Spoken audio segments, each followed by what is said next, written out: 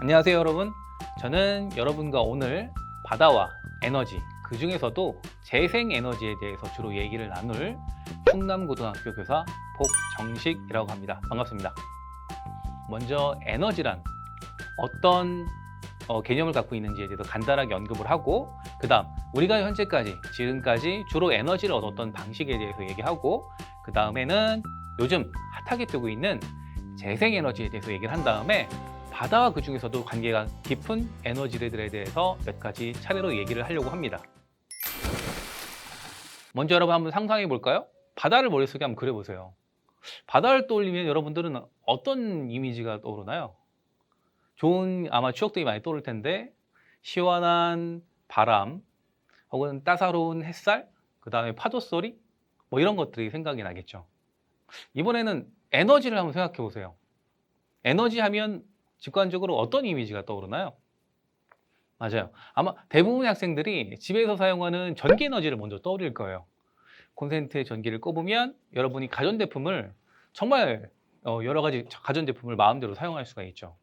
근데 이 에너지하고 바다 두 개가 관계가 깊다니, 이게 어떤 의미일까요?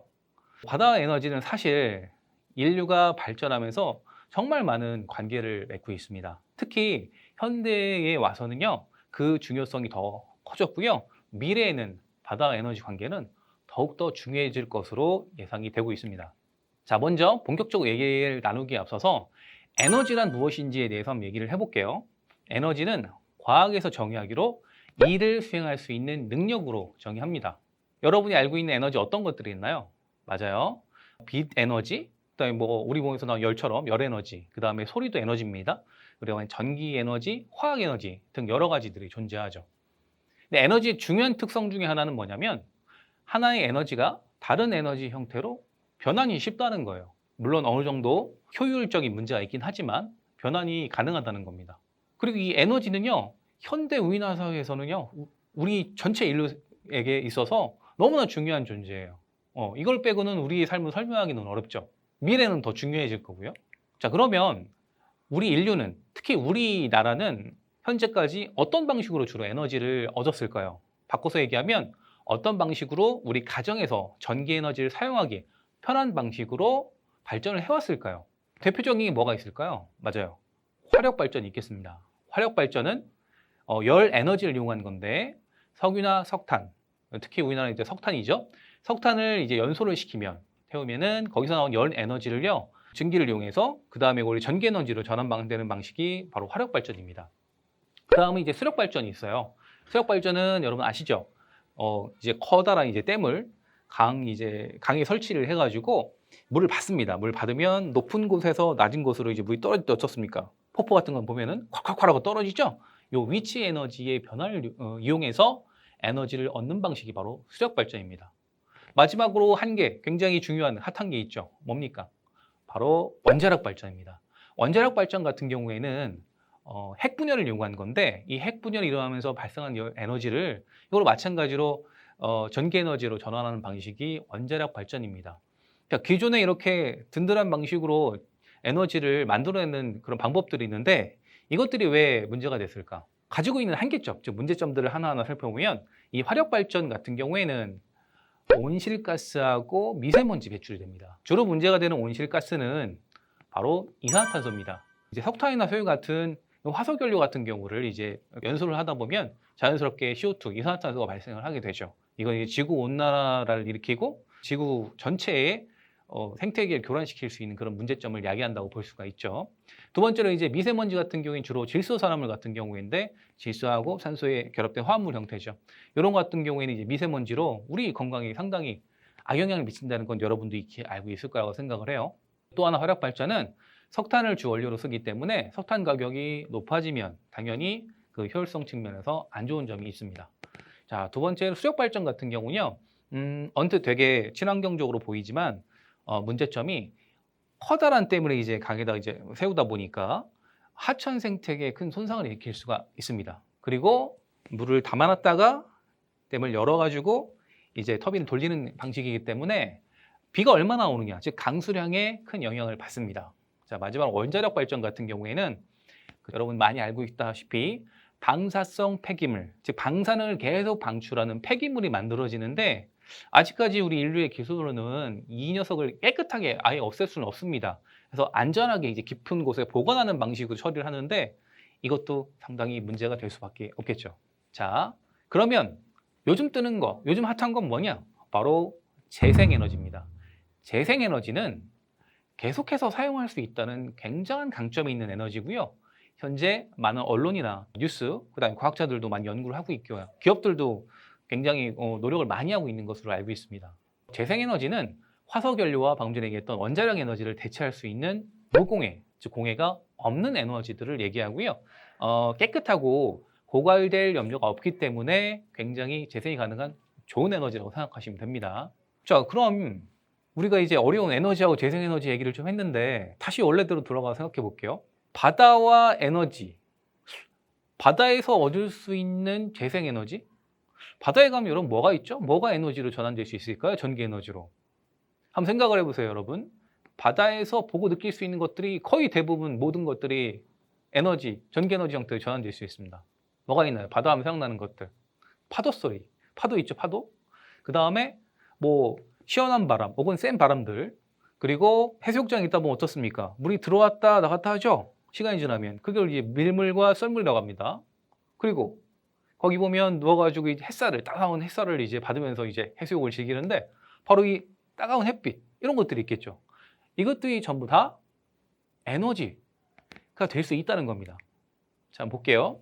제가 이제 띄워놓은 화면 중에서 여러분 바다와 관계도 에너지를 한번 골라보세요.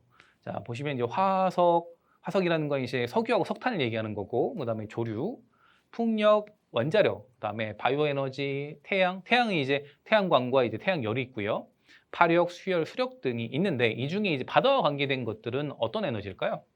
자, 보시면은 제가 이제 표시한 것처럼 조류, 풍력, 바이오, 태양광, 그다음에 파력, 수열이 있습니다. 여기서 조금 의아하게 생각할 수 있는 부분은 바로 이제 수력 에너지가 되겠죠. 수력이라고 하면 물이랑 관련된 거니까 바다는 대부분이 물인데 왜 이거는 관계가 없지? 아까 제가 처음 부분에 언뜻 얘기했지만 이 수력은 물의 높이 차이를 이용한 겁니다. 하지만 바다는 어때요? 그렇죠. 바다는 이제 보시면 알겠지만 쫙 펼쳐져 있잖아요. 그러니까 높이 차이는 이용한 수력 발전하고는 관계가 없다고 보면 되겠습니다. 자, 그러면 몇 가지 에너지들에 대해서 하나하나 살펴볼 텐데요. 처음으로 이제 살펴볼 건 뭐냐면 바로 해상 풍력 에너지입니다. 여러분 풍력 에너지 하면은 뭐가 떠오르나요? 맞아요. 여러분 요즘도 바람개비 같은 거 갖고 노는지 모르겠네요. 선생님 어렸을 때는 되게 많이 갖고 놀았는데 이 바람개비 원리와 같은데요. 사실은 여러분이 제주도나 아니면 강원도 같이 이제 높은 산지대나 평야지대에 가보면은 세 개의 날개가 이제 모양으로 된 게 이제 막 돌아가는 걸 본 적이 있을 거예요. 뭐 잘 돌아가기도 하고 바람이 안 불면 잘 안 돌아가죠. 그게 바로 이제 풍력 발전입니다. 그 경우에는 바다가 아니고 육지에 이제 설치된 형태잖아요. 요게 이제 바다에 설치한 바로 해상 풍력 에너지입니다. 예. 이 해상 풍력은 땅이가 아니라 바다에 풍력 발전기를 설치하는 건데 장점이 있습니다. 뭘까요? 풍력은 바로 바람이 핵심이죠. 육지는 바람이 많이 불 때도 있지만 잘 안 불 때도 있어요. 하지만 바다는 어떻습니까? 항상 바람이 불잖아요. 그러니까 바다가 풍력을 이용해서 에너지를 전하기가 더 적합할 수 있겠죠.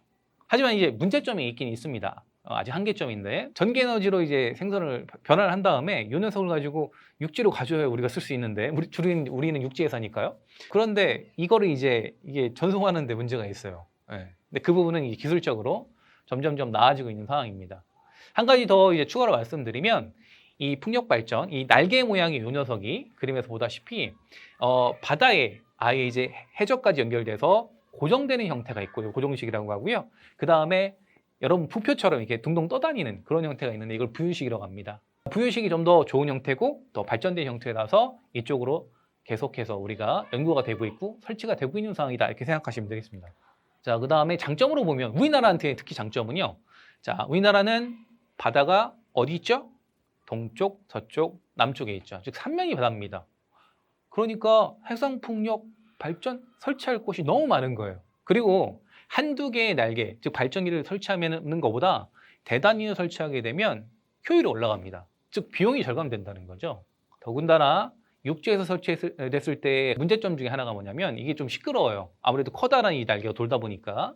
근데 이것이 훨씬 적습니다. 바다로 가면. 그리고 효율은 훨씬 높아요. 바람이 잘 부니까. 자, 그러면 실제로 해상 풍력은 어디에서 사용되고 있느냐? 발전소는 어디에 있느냐? 제일 유명한 것이 여러분 스코틀랜드의 하이윈드 단지입니다. 세계의 첫 아까 부유식 둥둥 떠다니는 거 있죠? 그게 풍력 단지가 이제 스코틀랜드에 있고요. 그다음 우리랑 가장 가까운 나라 중에 하나이면서 여기 이제 신재생 에너지 쪽으로 발전된 국가가 있죠. 어디입니까? 바로 일본입니다. 일본 나가사키현 고도시에는요, 실제로 요 해상 풍력 단지가 잘 설치가 돼 있죠. 우리나라는 어떨까요? 여러분 제주도에 놀러 가서 보신 적 있는지 모르겠는데 제주도에 탐라 해상 풍력 단지가 있습니다. 처음에 설치될 때만 해도 주민들이 많이 반대를 했습니다. 왜냐하면 새로운 시설, 지금 커다란 발전기가 설치가 되면 이거 우리가 지금 생활하고 있는 바다, 우리 수산시장으로 볼 수 있는 이 바다가 오염되는 건 아닐까? 하고 반대를 많이 했지만 결국에 골칫거리에서 효자로 변했습니다. 왜냐? 설치 1년 동안 발전량이 86,049 메가와트시, 매출액은 267억 정도로 상당히 컸고요. 자, 여기에다가 더불어서 더 중요한 건 뭐냐면 이 해저 구조물, 위에 이제 날개가 있으면 부표잖아요. 밑쪽에 이제 또 구조물이 있는데 이 해저 구조물이 바로 인공 어초 역할을 했다는 거죠. 여기서 어초라는 건 무엇이냐면 일반적으로 자연 어초는 이 해저가 이제 평평할 거 아닙니까? 근데 그 중에 일부분이 중에 지형의 차이에 의해서 요속이 그러니까 물의 흐름이 되게 빠를 수가 있어요. 그럼 그 부분에 산소라든지 아니면 영양소가 풍부하게 몰리게 돼요. 어떻게 됩니까? 당연히 바다 생물들이 좋아하겠죠. 그러니까 잘 자랄 수 있는 환경이 되는 거예요. 그런 역할을 해주는 게 해저 구조물 아랫부분이 되는 거예요.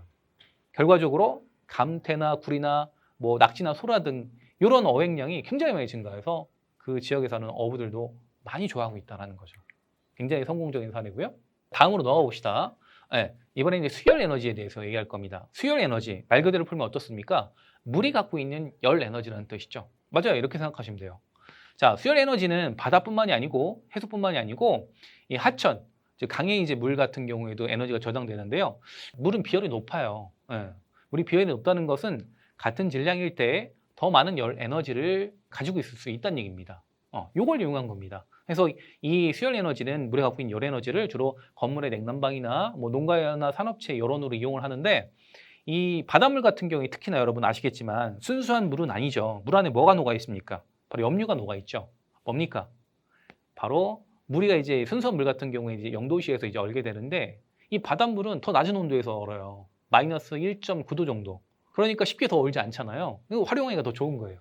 그래서 실제로 이 수열 에너지를 잘 활용하면 약 30%의 에너지 절감이 있고 뭐 이산화탄소, 미세먼지 아까 문제되는 것들 있죠? 이런 거 해결하는데 큰 도움이 된다고 생각하시면 됩니다.